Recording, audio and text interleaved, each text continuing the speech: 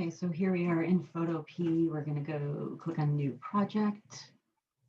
We're going to name this Feathering.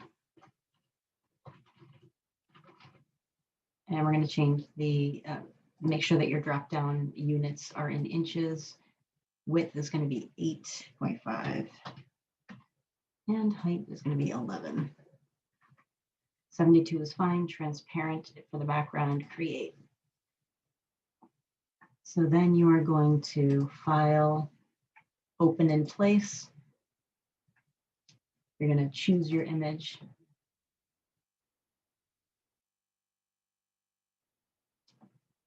And then you are going to make it smaller. So before you even click the checkbox, I'm going to try to find a bounding box that's available. I'm going to hit the Shift key and I'm going to make it smaller. Click the checkbox. And then I have a lot of extra space around here, so I'm actually going to sort of crop it in the same process of feathering it.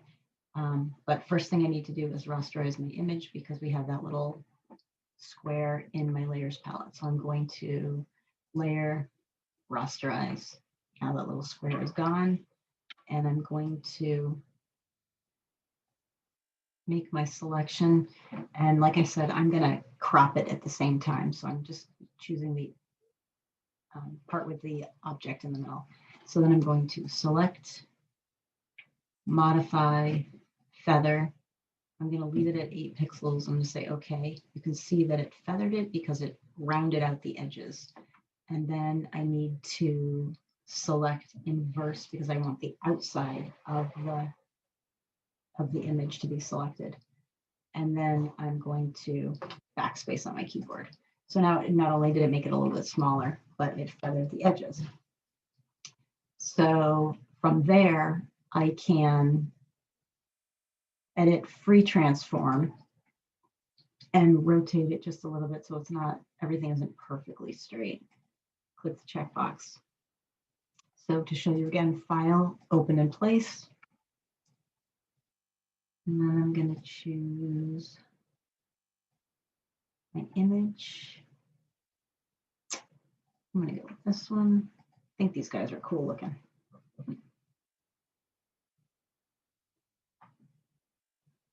And I'm going to make it a little bit smaller. Holding down my Shift key, dragging a corner. Very important that it's a corner so it's proportionately the same size. Click the checkbox.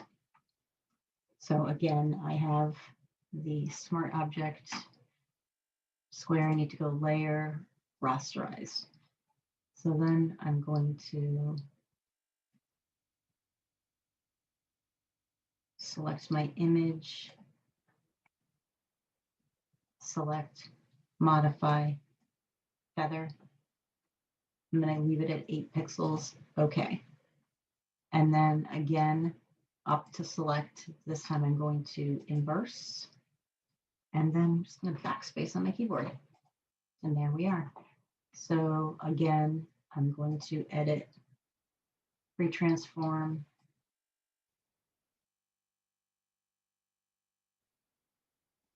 And there you go. So again, all the images do not have to be the same size.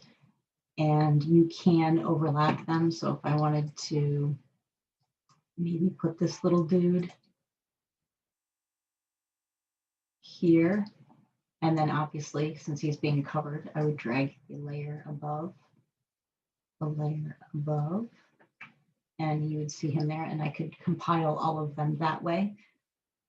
And then you're going to choose your background. And when you're completely finished, you're going to File, Export as JPEG, but only when you're completely finished, because it's going to flatten your layers and you're not going to have the ability to move them around in the future. So until then, you're going to File, Save as PSD. And both of those options are going to drop into your downloads folder, and that's where you're going to find them. Okay, so again, 20 images, animal related, and there you go.